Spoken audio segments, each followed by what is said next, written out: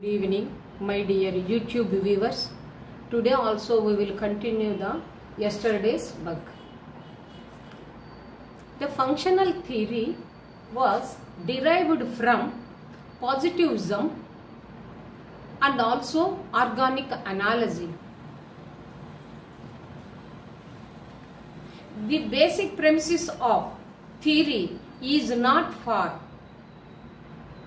transformation and to understand the human society along with the culture as a one, but it is deep rooted and it is understood through relativism as well as interdependency.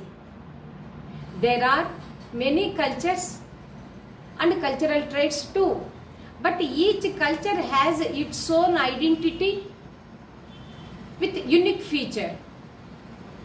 At present, we are not interested to study about the cultural trait, about its origin, progress and its development, but what is its role towards the, or what is its contribution towards the total function or whole function.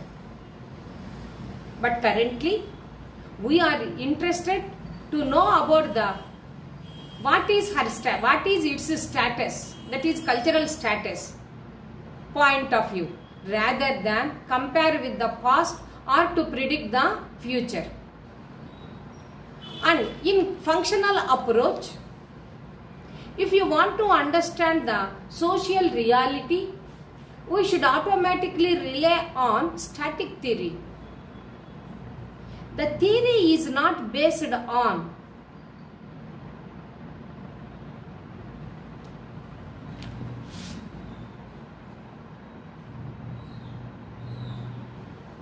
premises.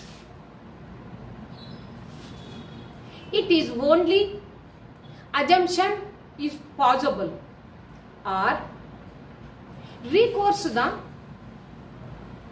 data according to the situation. And there are the questions, that is general questions towards the functional theory. Those are different from the evolutionist point of view. Why? Because during the evolutionary process, number of changes had been taken place. And at one hand, we will try to understand the role and status of the culture. Basically, at first level, cultural trait. Second, a particular culture. Third, a particular culture in a particular period of time. So, in this way, there are number of differences had been taken place. When the time changes, automatically their status is also changes. On the other hand, we can try to understand the culture or the cultural trait. We want to know the origin, growth, progress, development and transformation and social change too at the contemporary scenario. Once again we will review. The functional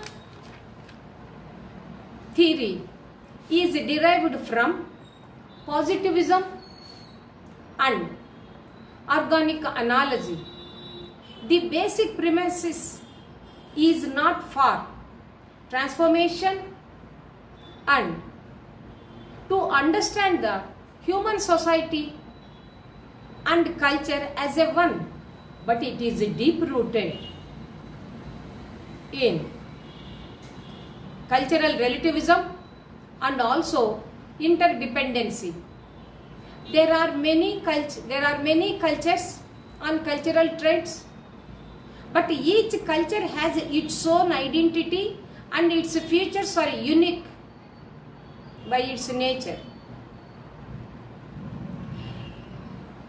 The cultural trait, we are not interested to know about the origin and the progress and the development of cultural trait, but we are interested the cultural trait contribution towards the whole function. But at present situation, We are interested to know what is the current status and the role towards the function. But we are not interested to compare with the past or to predict the future. In functional approach, if you want to understand the social reality, we should rely on static theory. The theory is not based on premises.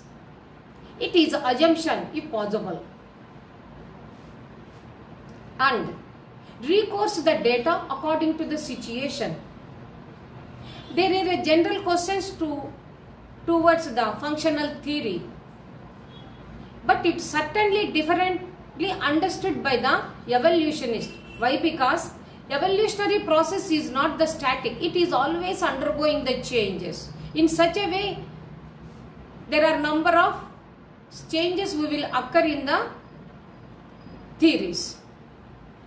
Next, at one hand, the culture, we will try to understand. Culture, basically cultural trait. Second level, particular culture. At third level, particular culture at a particular point of time or period of time. So automatically changes had been taken place in theories. Switch over to the another hand. The cultural trait or the culture.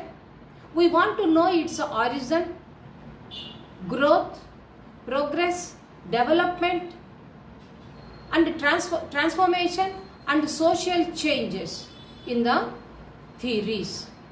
By this, today's lecture is completed. This is Bindu taking leave from the YouTube platform. Good night.